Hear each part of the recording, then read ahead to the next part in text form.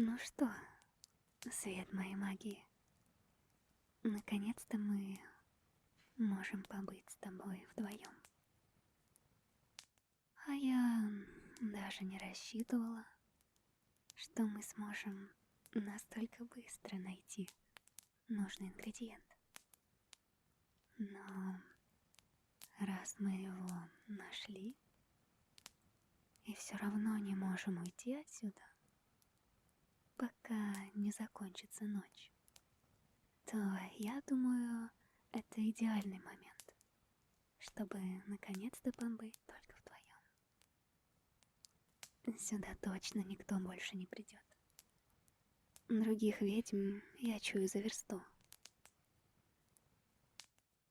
А кроме ведьм, в одиночку заявиться в этот лес точно никто не подумает.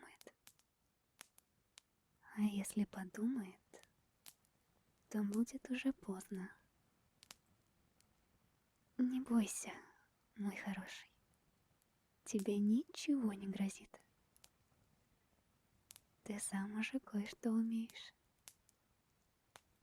Хочешь, даже проверим. Попробуй меня сковать, например. Помнишь, я тебя учила, как делать магическую сетку? Не переживай, свет моей магии. Я буду чуточку тебе поддаваться. Но если у тебя не получится, то я сделаю то же самое с тобой. И тогда твоя задача будет освободиться. Ну что, я готова. Пробуй. Могу даже закрыть глаза. Будет тебе небольшая фора. И сделаю вид, что я не чувствую пространства и без зрения.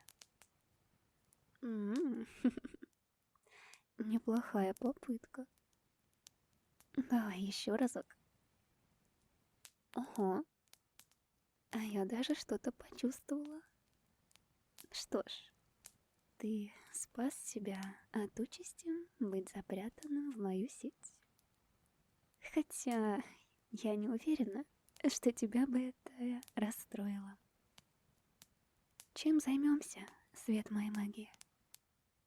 Я обещала тебе рассказать приятные истории, но чтобы ты меньше переживал. Но ты, кажется, и так спокоен. И во вполне себе хорошем настроении. Ну так что, все равно рассказать? Хорошо, радость моя. Этому прекрасному дому, в котором мы с тобой сейчас скрываемся, уже не 1 сотня лет. Точных сроков я назвать не смогу. Десятки поколений ведьм уже сменилось. И, как ни удивительно, изначально он был построен отнюдь не руками. Его возвели сильнейшей древней магией. Ведьмы, спрятавшись здесь, практически неуязвимы. И войти сюда кто-то другой может только, если ведьма сама пригласит его на порог.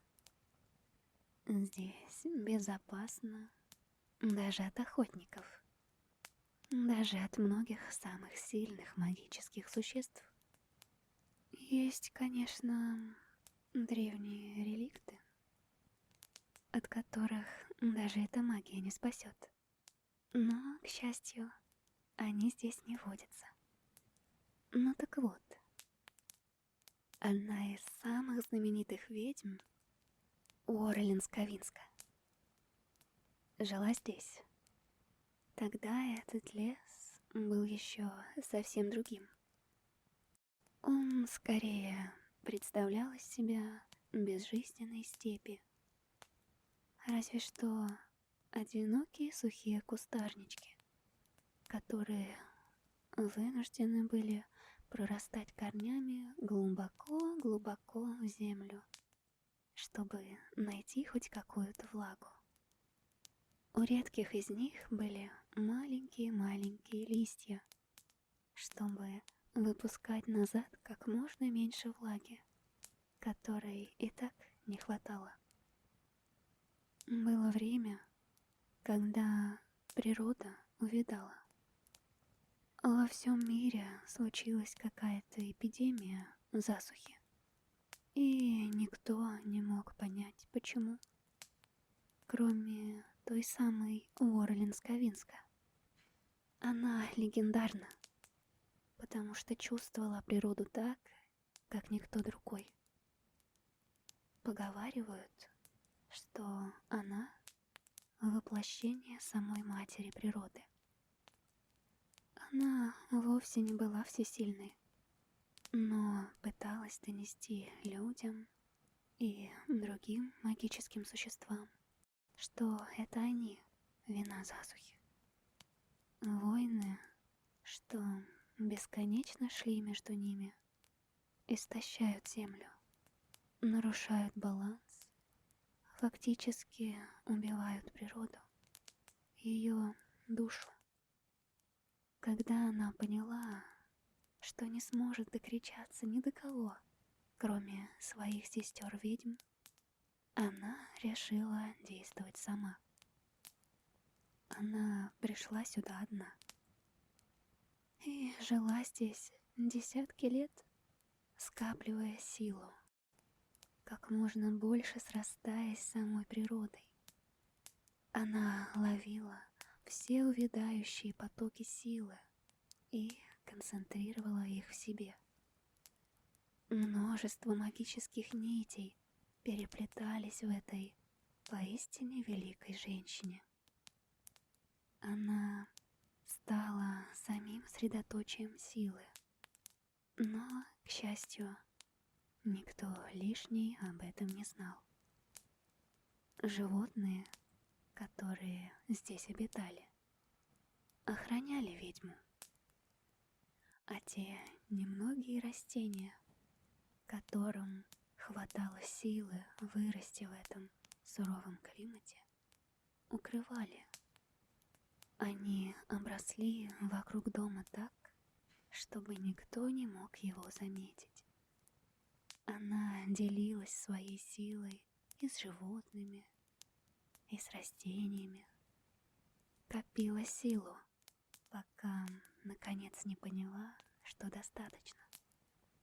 Тогда Уорлин Скавинска сделала то, что фактически спасло весь мир. Став сосудом, аккумулирующим силу, она резким магическим выплеском распространила ее на всю землю. Она проникла в каждый уголочек, в каждую клеточку, разбудила все увядающие силы, дала им новую жизнь, сумела внедриться в сознание каждого и подарить надежду, подарить чуточку добра. Она понимала, что это не навсегда, но все равно пожертвовала собой ради того, чтобы спасти хоть кого-то, повлиять хоть как-нибудь. С тех пор этот лес, на который она повлияла сильнее всего по причине того, что находилась прямо здесь, стал самым волшебным из всего, что есть на земле. Здесь такая концентрация силы ведьм, что она может исцелять. Иногда дарить силу даже тем, у кого ее никогда не было. Знаешь, почему этот лес опасен для других существ, ну, кроме ведьм? Вовсе не из-за того, что мы воинственны и не хотим никого подпускать. Нет.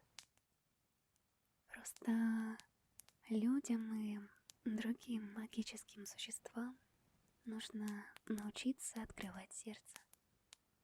Лес считывает намерения, и тот, кто приходит сюда с открытым сердцем, кто не желает вредить природе и другим существам, спокойно могут сюда зайти.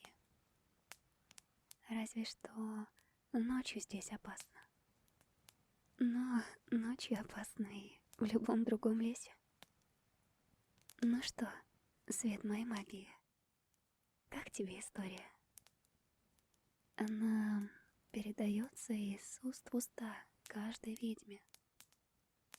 Мне ее рассказывала моя мама, когда она еще была жива. Я даже не помню, как она выглядит, но помню эту историю. Видишь фотографию на стене самой прекрасной женщине? Это та самая ведьма. А все, что вокруг, это другие ведьмы, которые внесли свой вклад в равновесие и жизнь природы. Знаешь, возможно, ты первый человеческий маг, которому я рассказала эту историю. Я еще никому так не доверяла, как тебе. Извини, если это тебя напугает, свет моей магии. Но я могу считывать твои намерения, твои эмоции и твои чувства. Нет, я не читаю твои мысли. Лишь отголоски того, что ты ощущаешь. И чище людей я еще никогда не встречала. Знаешь, конечно, разбрасываться такими фразами не стоит, но мне кажется, что ты тот единственный, кого бы я защитила даже ценой своей жизни. Ты ведь знаешь, что когда умирает ведьма, происходит такой мощный всплеск магии, которую улавливает природа, и она уничтожает угрозу, что послужило причиной смерти ведьмы. Я вижу, ты уже начал засыпать. Нет, говоришь, не спишь еще? Мне кажется, или ты все-таки успел нюхнуть магического цветочка? Твой взгляд такой шальной и рассредоточенный. Или это я на тебя так влияю? Иди сюда. Я так хочу тебя обнять. Прости, если тебе покажется, что я тебя опекаю, или что я не считаю тебя сильным. Просто я испытываю такую нежность, когда смотрю на тебя. В твои прекрасные спокойные глаза, которые стали для меня островком уединения и безопасности. Когда ты рядом, я себя чувствую сильной, как никогда. Ты уравновешиваешь меня. Можешь ничего не отвечать, свет моей магии. Я ведь и так ощущаю, что ты чувствуешь. Позволь мне продолжить. Я так люблю твою милую растерянность, когда ты натыкаешься на очередной магический цветочек, эффекта которого не знаешь. Мне с этого так искренне смешно, так приятно и тепло на душе. Я с трудом сдерживаюсь, чтобы не подбежать к тебе и не расцеловать прямо там. Знаешь, я когда-то думала, что никогда не подпущу к тебе мужчину, что не буду испытывать к ним ничего положительного. Но ты полностью изменил мои взгляды. Но откуда только взялось такое чудо? Ты нравишься мне, даже когда злишься, потому что в твоей злости нет ничего страшного, токсичного. Если бы не ты, Я бы не была такой нежной. Я бы не была такой искренней. Я бы не испытывала любовь ко всему миру. Ты даже изменил слегка мое отношение к людям. Кажется, ты уже вот-вот заснешь. Радость моя, ты спишь? Ну вот, заснул. Ну пускай, спи, спи. А я пока восстановлю свой запас сил.